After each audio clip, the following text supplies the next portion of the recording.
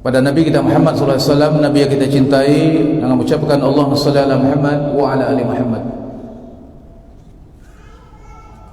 Bapak-bapak dan ibu-ibu, kaum muslimin dan muslimat yang saya cintai karena Allah Subhanahu wa taala, melanjutkan kajian kita pada minggu yang lalu, pertemuan yang sebelumnya. Bab yang sekarang kita akan membahas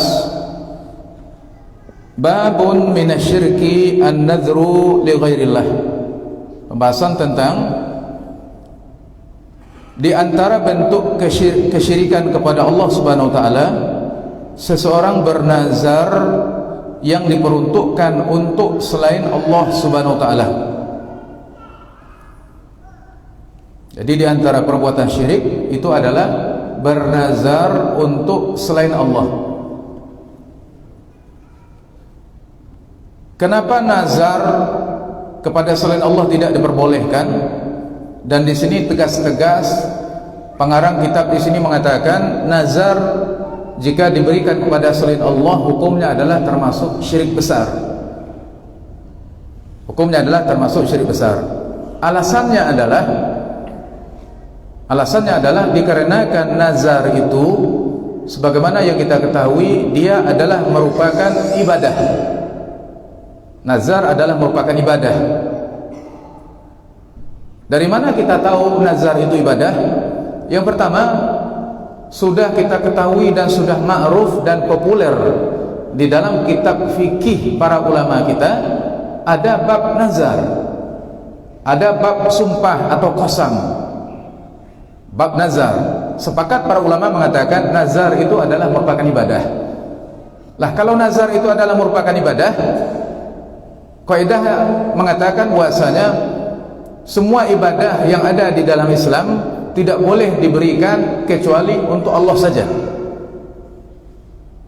Baik, mana dalil yang menjelaskan nazar itu ibadah? Dalilnya yang pertama dalam surat Al-Insan ayat yang ke-7. Kata Allah mengatakan yufuna bin nadri wa yakhafuna yawman kana syarruhu mustatira. Orang-orang yang beriman, sifat mereka adalah mereka memenuhi nazar mereka. Jadi di sini Allah memuji orang yang memenuhi nazar mereka. Jadi menunjukkan apabila suatu perbuatan dipuji oleh Allah Subhanahu wa taala, berarti menunjukkan perbuatan tersebut perbuatan yang dicintai oleh Allah. Dan apabila suatu perbuatan dicintai oleh Allah, menunjukkan perbuatan tersebut adalah merupakan amal ibadah. Dan apabila suatu perbuatan itu adalah amal ibadah, semua ibadah hanyalah milik dan hak Allah Subhanahu wa taala. Maka kesimpulannya itu adalah nazar tidak boleh diberikan untuk selain Allah Subhanahu wa taala. Ini dalil yang pertama. Kemudian dalil yang kedua, di dalam surat Al-Baqarah ayat 270. Ayat 270 surat Al-Baqarah.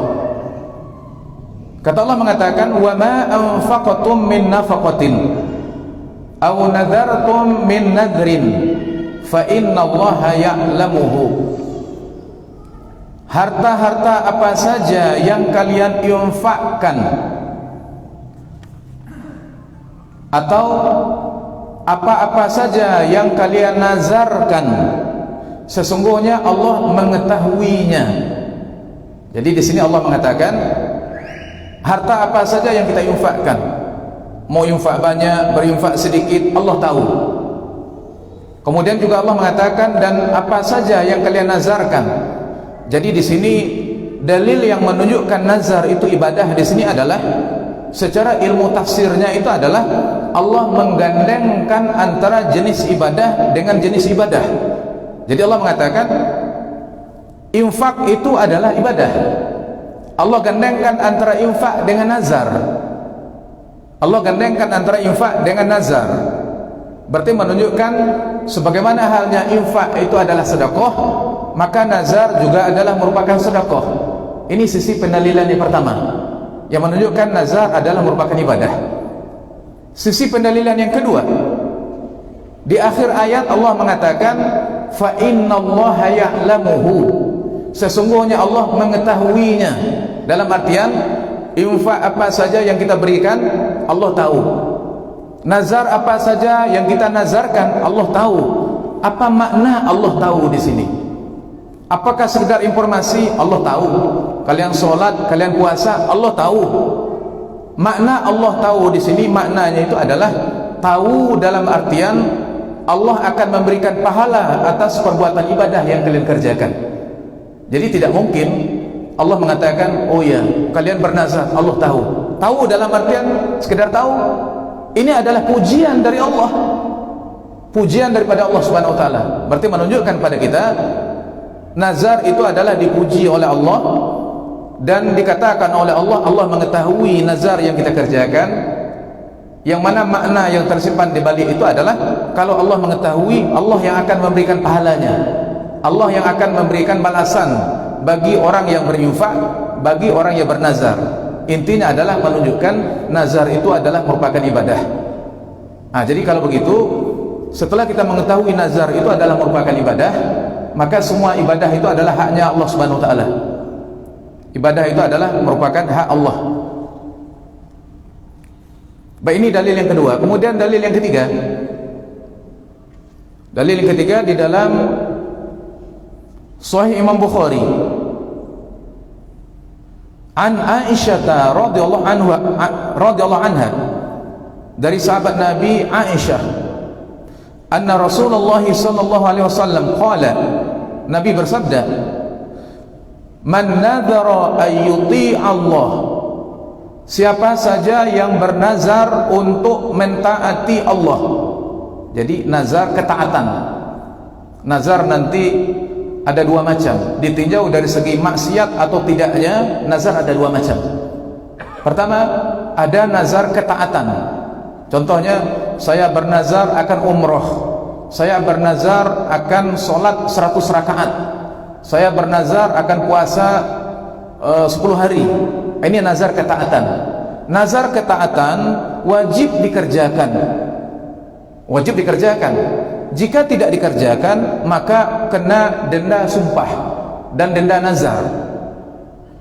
Jadi nazar ketaatan apabila tidak dikerjakan, maka nanti kena denda. Dendanya itu adalah, yang pertama, memberikan makan fakir miskin 10 orang. Memberikan makan fakir miskin 10 orang. Setiap orang itu 1 kali makan, bukan 1 hari makan, 1 kali makan. 1 kali makan itu boleh dengan menggunakan makanan pokok, misalnya beras. Berapa banyaknya? Banyaknya itu adalah 2 genggam. 2 genggam, 1 genggam, 1 genggam, 2 genggam. Namanya itu adalah setengah sok. Sok itu adalah 4 genggam. 1 sok itu zakat fitrah, 4 genggam. Jadi 1 kali makan, 1 orang 2 genggam. 2 genggam, berarti setengah sok. Kalau kita ganti dengan 1 kali makan, misalnya anggaplah 20.000 sekali makan. 1 orang kita kasih 20.000. Kalau 10 orang berarti 200.000. 200.000 kita berikan. Itu denda pertama. Boleh membayar ngasih makan 10 orang. Kemudian atau ini boleh pilih, boleh memberikan makan 10 orang, atau boleh memberikan 10 orang pakaian yang sederhana. Pakaian yang sederhana. Jadi pakaian yang sederhana, tidak usah pakaian yang mewah, pakaian yang sederhana. Pakaian yang sederhana untuk laki-laki atau untuk perempuan, baik untuk anak kecil ataupun untuk orang dewasa. Ini denda yang kedua. Artinya boleh kita pilih, bukan berarti kedua-duanya tidak, boleh pilih. Memberikan 10 makan miskin makan tadi, atau yang ketiga, atau memerdekakan budak. Memerdekakan budak beriman, budak laki-laki ataupun budak perempuan. Memerdekakan budak. Merdekakan budak. Tapi kalau zaman sekarang kan tidak ada budak. Jadi mungkin yang ada yang 2 tadi. Baik, ini pertama. 3 hal ini boleh pilih salah satu di antaranya. Kalau tidak sanggup yang 3 ini, maka berpindah kepada opsi yang kedua, yaitu berpuasa 3 hari.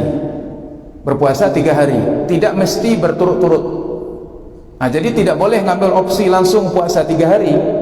Karena apa? Dia harus secara tertib. Jadi 3 yang pertama tadi pilihan pilih salah satu di antara tiga, kemudian naik ke opsi yang kedua. Ini opsi bertingkat. Opsi bertingkat. Setelah yang satu di antara tiga ini, pindah kepada puasa 3 hari, selama 3 hari. Jadi nazar dari segi nazar maksiat, kemudian yang pertama tadi nazar ketaatan. Jadi nazar ketaatan, jika kita sudah bernazar wajib dipenuhi. Jika tidak dipenuhi maka kena denda nazar. Ini nazar yang pertama. Nazar yang kedua yaitu nazar maksiat. Nazar maksiat adalah seseorang yang bernazar untuk mengerjakan sesuatu maksiat. Misal, naudzubillah min zalik, saya bernazar akan minum khamar, minum bir misal. Saya bernazar akan berjudi misalnya. Saya bernazar akan pokoknya melakukan maksiat. Maka nazar yang maksiat pertama tidak boleh dikerjakan.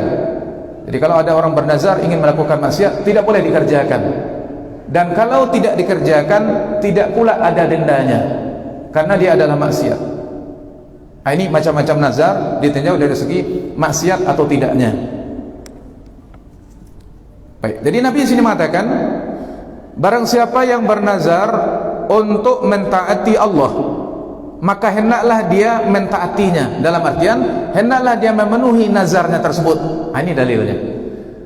Jadi nazar yang taat wajib dipenuhi. Kalau tidak dipenuhi, kena denda nazar. Dan sebaliknya, wa man nadzara ayyu'siyallaha fala ya'sihi. Barang siapa yang bernazar untuk berbuat maksiat kepada Allah, jangan dia penuhi nazar tersebut. Jangan dia penuhi nazar tersebut dan tidak ada dendanya. Nah, jadi selesai kita sampai di sini pembahasan tentang nazar. Jadi hukum nazar itu adalah bernazar untuk selain Allah tidaklah diperbolehkan. Jadi kalau kita lihat misalnya realita di masyarakat, sebagian orang ada yang datang ke kuburan kemudian bernazar untuk penghuni kubur. Biasanya dukun mengarahkan orang. Kata dukun mengatakan, Bapak kalau ingin sehat atau ingin keluarganya sehat, biasanya keluarganya sakit misalnya. Sakitnya itu karena gangguan jin misalnya. Kemudian dukun itu mengatakan kepada pasiennya, Bapak atau Ibu harus bernazar. Harus bernazar. Yang berkaki 2. Kalau nak sembuh berkaki 2, nanti berkaki 4. Pokoknya bernazar. Bernazar untuk tempat tertentu, untuk jin atau untuk kuburan. Yang penting bernazar untuk selain Allah. Nazar yang seperti itu terjadi di masyarakat, terjadi. Hukumnya adalah syirik besar. Jadi kadang-kadang saudara-saudara kita masih ada yang belum tahu yang seperti itu.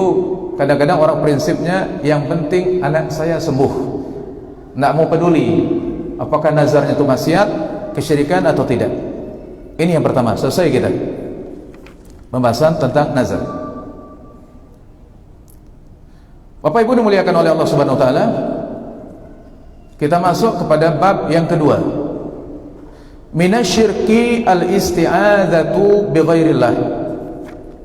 Termasuk perbuatan syirik seseorang memohon perlindungan kepada selain Allah atau beristi'azah. Termasuk kesyirikan yaitu beristi'azah atau memohon perlindungan kepada selain Allah. Baik, sekarang kita lihat dulu apa itu isti'azah. Di dalam Al-Quran Allah mengatakan, fa idza qara'tumul Qur'an, fa idza qara'tal Qur'an fasta'idz billahi minasyaitonir rajim. Apabila engkau membaca Al-Quran, hendaklah beristi'azah kepada Allah dari syaitan. Hendaklah beristi'azah. Hendaklah beristi'azah. Jadi Allah memerintahkan siapa yang ingin baca Al-Quran, dia beristi'azah, mohon perlindungan kepada Allah. Dan juga Allah mengatakan misalnya, qul a'udzu birabbin nas. Ya Muhammad, katakanlah, qul a'udzu birabbin nas. Aku berlindung dari Tuhannya manusia. Jadi Allah memerintahkan berlindung kepada Tuhan manusia. Berlindung itu kepada Allah, beristiazah itu kepada Allah. Maka konsepnya secara usul fikih mengatakan, apabila ada perintah Allah mengatakan qul a'udzu birabbin nas, ucapkanlah, yaitu qul a'udzu birabbin nas, aku berlindung kepada Allah, berlindung kepada Tuhan manusia. Jadi Allah memerintahkan kepada nabinya dan memerintahkan kepada kita untuk beristiazah kepada Allah. Berarti menunjukkan istiazah itu adalah merupakan ibadah. Dulu sudah kita ketahui cara mengetahui ibadah, salah satunya adalah jika Allah perintahkan. Jadi Allah memerintahkan beristiazah, berarti menunjukkan istiazah itu adalah merupakan ibadah. Baik, apa itu istiazah? Nah, biar kita tahu dulu apa barangnya. Istiazah itu apa? Istiazah adalah memohon perlindungan, memohon perlindungan sebelum terjadinya suatu bencana atau bahaya. Memohon perlindungan atau penjagaan sebelum terjadinya musibah. Nah, jadi sebelum datang musibah kita mohon biar musibah tidak datang. Ini istiazah namanya. Tapi kalau nanti musibah sudah menimpa, musibah sedang menimpa, kemudian kita minta pertolongan kepada Allah, ini namanya istighatsah. Jadi istighatsah itu adalah musibah sudah merata, sudah menimpa atau sedang menimpa, kemudian kita berdoa kepada Allah. Yang seperti ini namanya istighatsah. Istighatsah. Jadi bedanya itu adalah kalau istiazah itu sebelum datang kita sudah minta dijauhkan dulu. Sebelum terjadi kita minta dijauhkan dulu. Nah, ini mana istiazah. Jadi istiazah itu adalah memohon perlindungan atau penjagaan sebelum terjadinya suatu musibah. Ini definisinya. Sekarang kita ambil macam-macamnya. Macam-macam istiazah.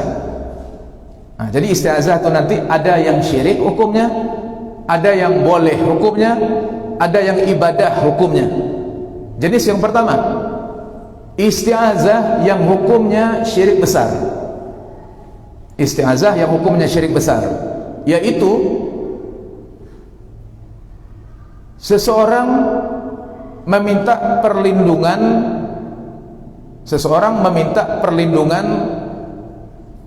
sebelum terjadinya suatu musibah,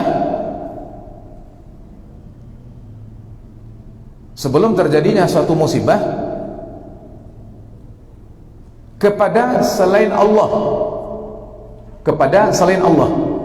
Jadi seseorang meminta perlindungan sebelum terjadinya musibah, tapi dimintanya kepada selain Allah dalam urusan yang tidak bisa dikerjakan oleh makhluk. Dalam urusan yang tidak bisa dikerjakan oleh makhluk. Artinya itu adalah dalam musibah yang tidak bisa ditolak kecuali Allah saja yang bisa menolaknya. Nah, sekarang kita berikan contoh. Dengan contoh akan jelas.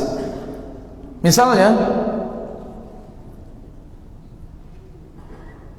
sebelum gunung meletus, jadi sudah ada kelihatannya, misalnya ada gunung berapi tertentu, sudah berasap, dia sudah mulai keluar laharnya atau larvanya. Jadi sudah mulai keluar, dia sudah berasap, sudah mulai terjadi gempa di dekat situ. Terjadi gempa misalnya.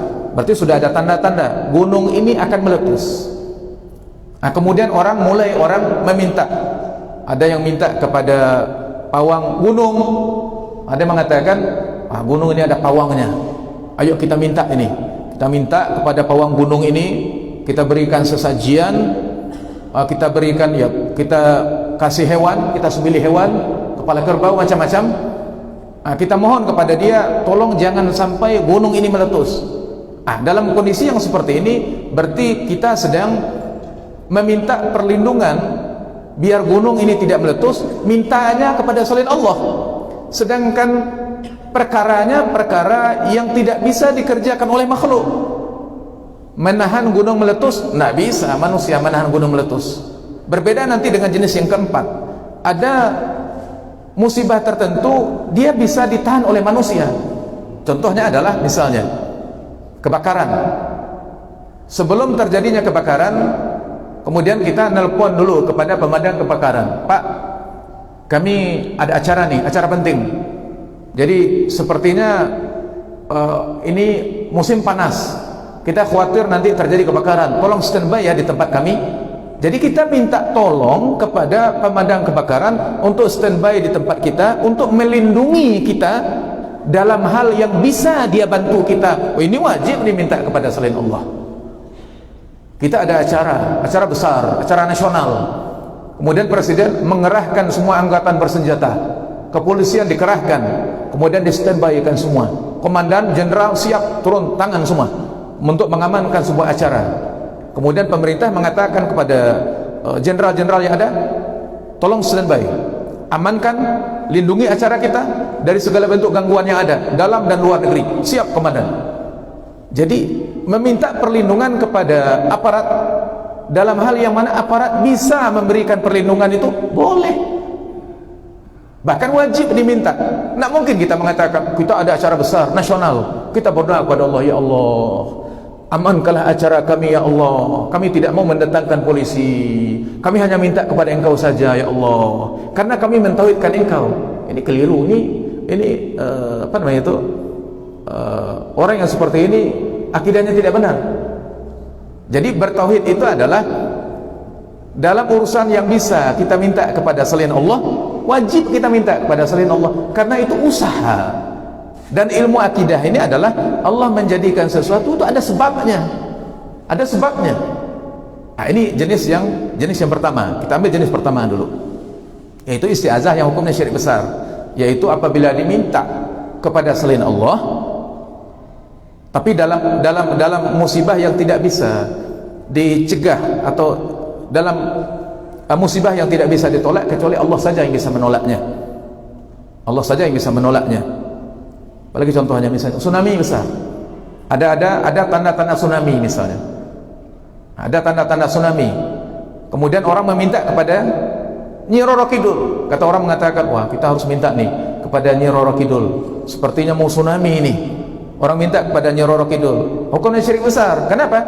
Karena menahan tsunami untuk tidak datang, Nyi Roro Kidul tidak bisa. Dalam artian jin itu tidak bisa, jin tidak bisa menahan itu. Ketika diminta kepada jin untuk menahan musibah tertentu, syiriklah dia. Ini jenis yang pertama, isti'azah pada selain Allah yang hukumnya syirik besar, yaitu apabila kita memohon kepada selain Allah dalam urusan yang tidak bisa dikerjakan oleh selain Allah tersebut, yang mana Allah saja yang bisa mengerjakan, yang bisa menahan musibah tersebut. Yang kedua, isti'azah yang hukumnya wajib. Isti'azah yang hukumnya wajib. Dalam kurung tauhid. Jadi isti'azah yang tauhid itu seperti apa? Yaitu beristi'azah kepada Allah Subhanahu taala. Beristi'azah kepada Allah Subhanahu taala dalam urusan-urusan yang hanya Allah saja yang bisa mengerjakannya. Jadi kita minta perlindungan kepada Allah dalam hal yang bisa dilakukan oleh Allah. Berarti kebalikan dari yang pertama tadi. Contohnya, ketika mau terjadi gempa bumi, sebelum terjadi gempa bumi, orang mulai ribut-ribut mengatakan, oh ini akan terjadi gempa bumi. Kemudian kita langsung bermunajat kepada Allah, kita langsung memohon kepada Allah, dan kita mengatakan, ya Allah, manusia mengatakan begini begitu, akan terjadi gempa bumi. Prediksi mengatakan, orang meteorologi dan geofisika mengatakan begini. Ya Allah, tolong jauhkan kami dari gempa bumi ini. Berarti kita mintanya kepada Allah agar Allah menjauhkan kita dari gempa bumi ini, karena hanya Allah saja yang bisa menolak gempa bumi ini. Nah, mungkin kita mintanya kepada selain Allah. Jadi kebalikan dari yang pertama. Kemudian contoh yang kedua. Kembali contoh yang pertama tadi, gunung berapi mau meletus. Kita memohon kepada Allah, ya Allah, hanya Engkau sajalah yang bisa menolak keburukan-keburukan. Tidak ada kebaikan kecuali dari Engkau, tidak ada yang bisa menolak keburukan kecuali Engkau.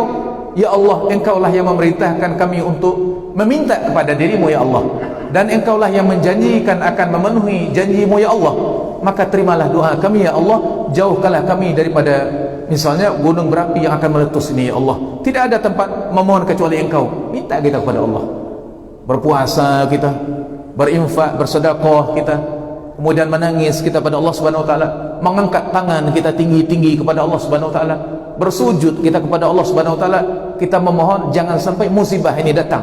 Nah, jadi minta ini kepada Allah. Jika musibah yang besar seperti itu diminta kepada Allah, maka hukumnya adalah wajib. Ini jenis yang kedua. Kemudian jenis yang ketiga,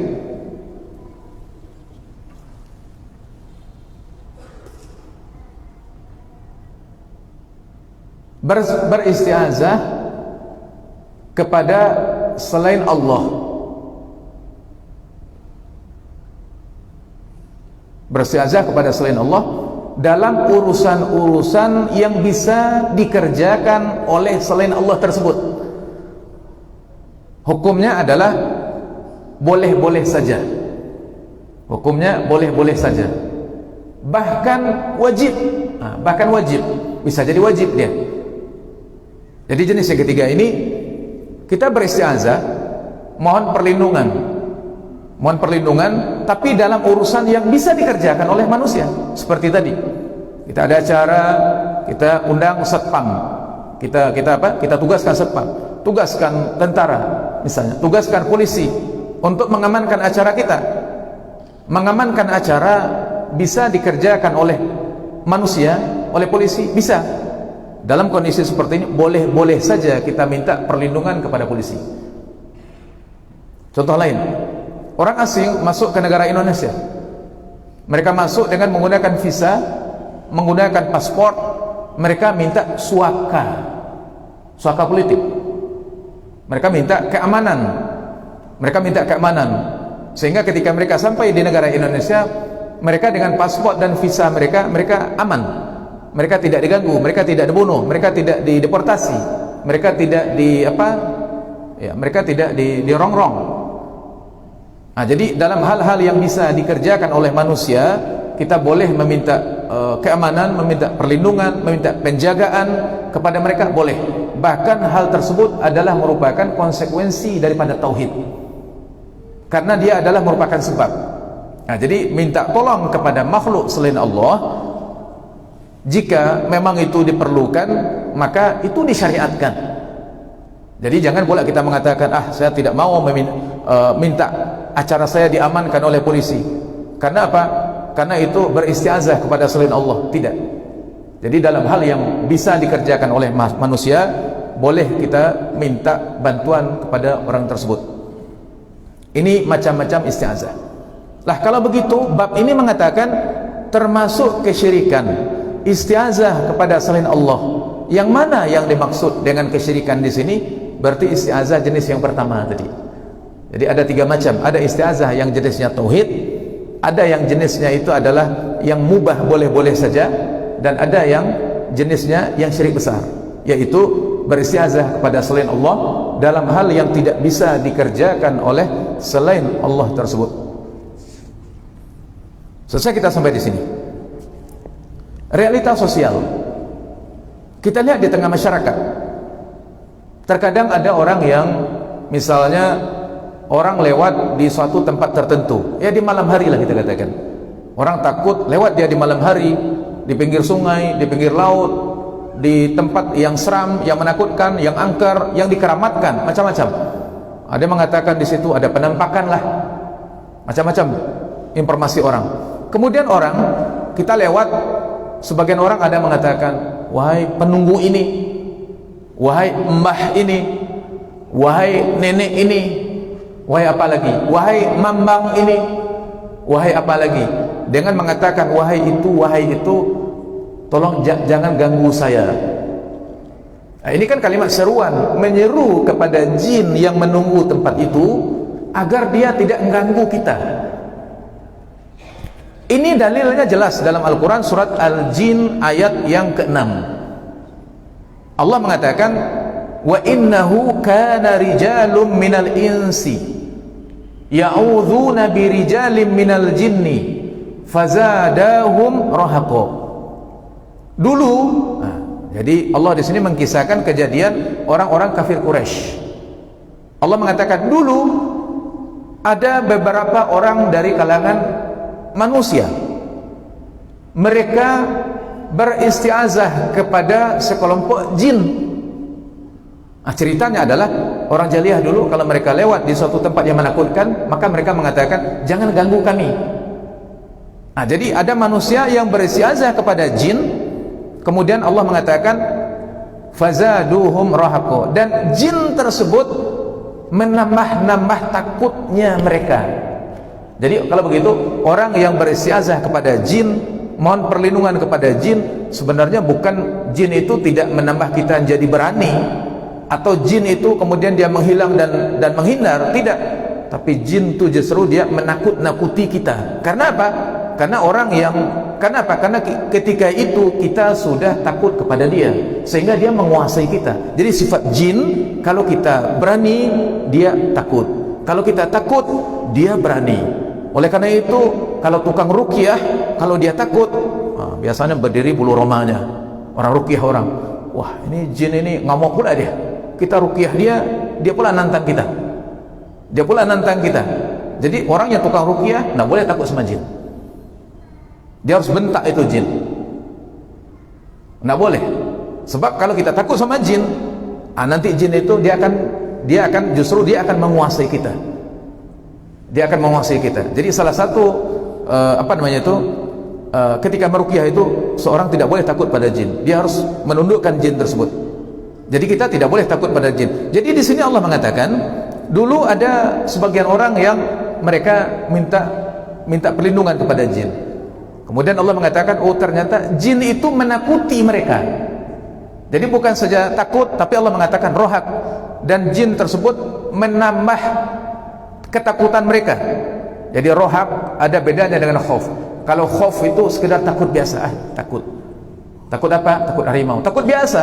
Tapi rohak ini adalah takut yang disertai dengan gemetar, kemudian menghabiskan tenaga. Itu dia.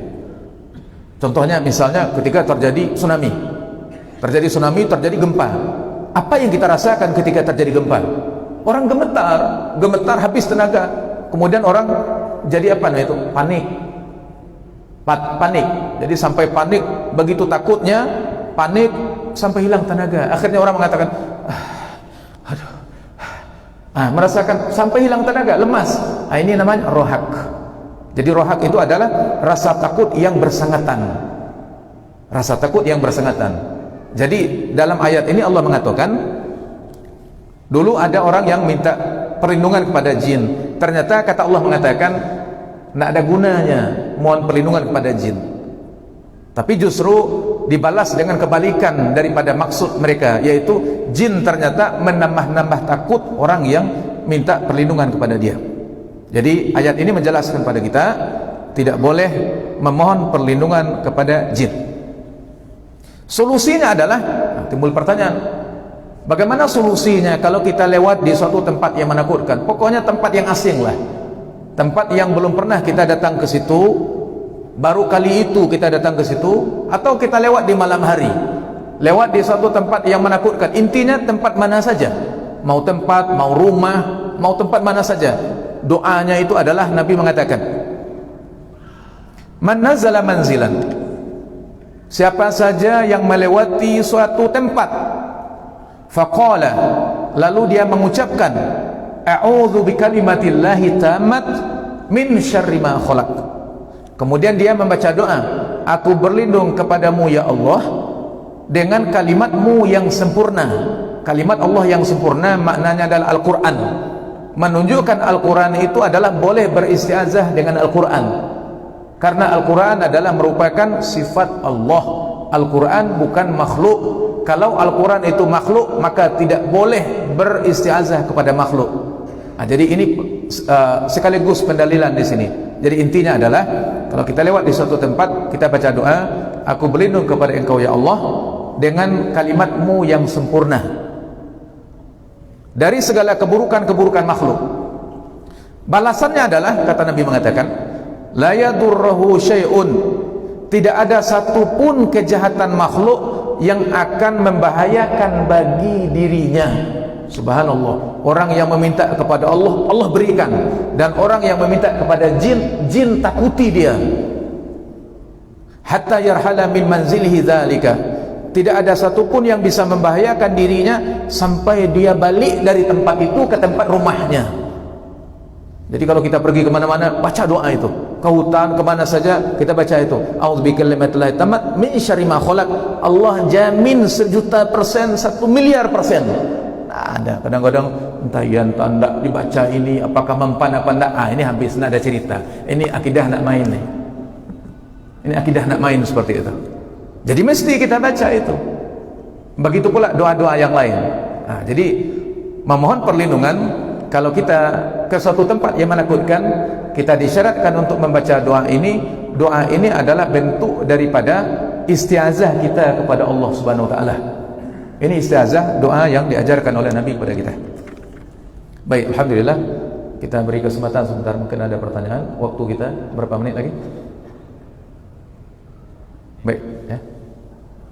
Ya, masih ada, silakan pertanyaan satu atau dua pada Bapak Ibu, dipersilakan.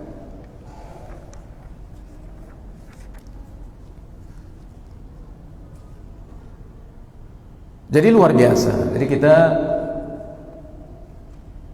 ada soal?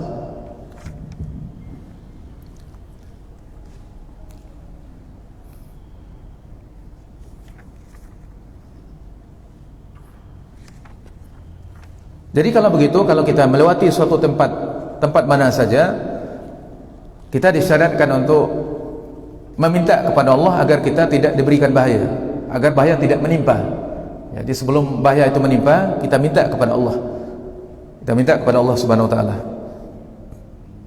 dengan cara membacakan doa ini.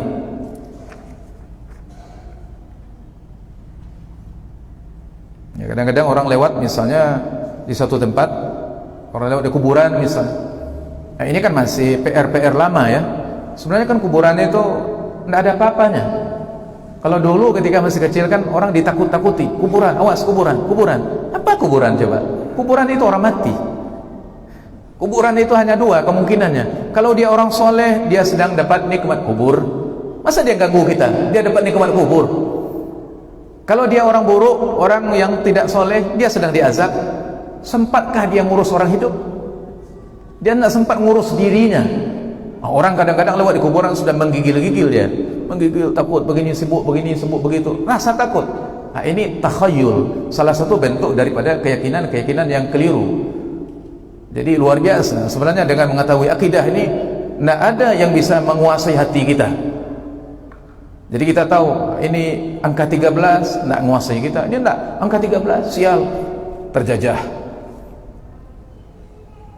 Kemudian apa lagi? Tanda-tanda buruk, terlintas kucing, harus dibungkus dengan baju dalam. Ya, kalau dibungkus dengan baju dengan maksud biar tidak menimbulkan bau, nggak ganggu orang, kita kuburkan saja, tidak ada masalah. Biar tidak menimbulkan bau. Tapi kalau diyakini kucing kalau tidak dibuka baju sen kita, kalau tidak kita bungkus, nanti celaka kita. Wah, ini bahaya nih. Jadi kadang-kadang di masyarakat yang beredar itu keyakinan yang tidak ada dasarnya begitu. Inilah yang menjadikan orang kadang-kadang menjadi takut, menjadikan orang tersiksa. Padahal di dalam Islam kita hanya boleh meyakini apa yang boleh diyakini. Yang tidak boleh diyakini, tidak usah diyakini. Murai berkicau, kita yakini juga, wah ini ada mau mati. Murai kerjanya berkicau. Bunyi burung hantu, ada yang akan mati, padahal tidak ada yang mati. Bukankah orang di negeri luar sana tidak ada burung hantu? Tidak bunyi burung hantu, orang mati juga. Kenapa kok kita mengkaitkan burung hantu itu yang menjadikan mati? Ternyata besok tidak ada keluarga kita mati, padahal kita sudah takut-takut. Orang bilang wuk wuk wuk, kata burung hantu. Kata orang bilang usir burung hantu yang sedang berbunyi di belakang rumah. Bahkan orang satu rumah tidak bisa tidur. Kenapa? Wah, ada keluarga kita mau mati nih, ada keluarga kita mau mati nih. Jadi kadang-kadang seperti ini kan penjajahan namanya itu. Padahal kita sudah merdeka. Kita sudah merdeka, ternyata penjajahan, ada penjajahan hati. Ternyata akidah ini membebaskan hati kita dari segala bentuk penjajahan dan keyakinan-keyakinan yang tidak seharusnya. Oleh karena itu ilmu akidah ini bikin orang sehat. Bikin orang sehat. Yang perlu diyakini ya yang sepantasnya untuk diyakini aja. Wanita hamil tidak boleh menyembelih binatang. Wanita hamil tidak boleh mancing.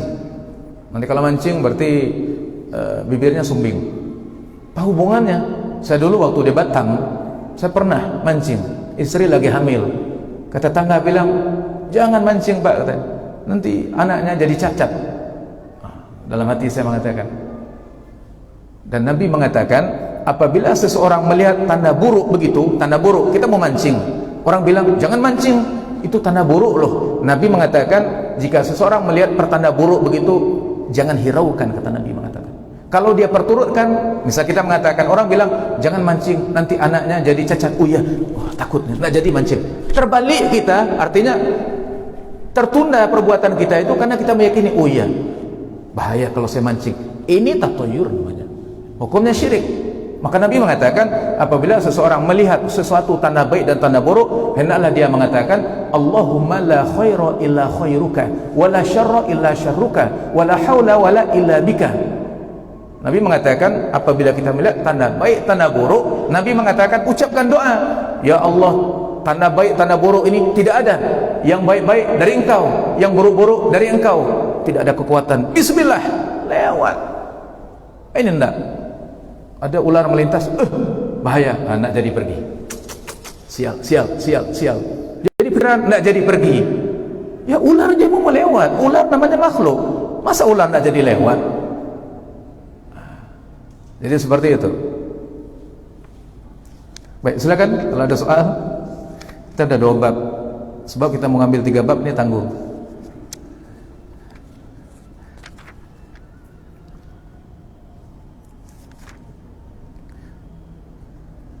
Baik, jadi kalau kita beristiazah kepada Allah, yang akan menjamin permintaan kita kepada Allah, ya Allah yang akan menjaga kita dari segala bentuk bahaya-bahaya yang ada. Jadi Allah sendiri yang mengatakan, siapa yang memohon kepada Allah, Allah yang akan memenuhi keinginannya. Wa may yatawakkal 'ala Allah fa huwa hasbuhu. Siapa yang bertawakal pada Allah, maka Allah yang akan mencukupkan, artinya membantu dia. Dan begitu juga halnya di dalam masalah isti'azah. Baik, alhamdulillah, Bapak Ibu dimuliakan oleh Allah Subhanahu wa taala. Selesai kajian kita sudah membahas pembahasan pada malam hari ini. Semoga ini jadi tambahan ilmu bagi kita. Terima kasih banyak atas segala perhatian dan mohon maaf atas segala kurangan. Semoga ini sebagai hujah bagi kita. Kita sudah mempelajari ilmu, menjalankan apa-apa yang diperintahkan oleh Allah dan Rasulnya. Semoga kita diberikan keistiqomahan oleh Allah. Semoga negeri kita, kampung kita, pemerintah kita dijadikan oleh Allah Subhanahu wa taala negeri yang mentauhidkan Allah Subhanahu wa taala dan dijauhkan dari segala bentuk kesyirikan-kesyirikan yang ada. Demikian kita tutup dengan doa kafaratul majlis. Subhanakallahumma bihamdika asyhadu an la ilaha illa anta astaghfiruka wa atubu ilaik. Assalamualaikum warahmatullahi wabarakatuh.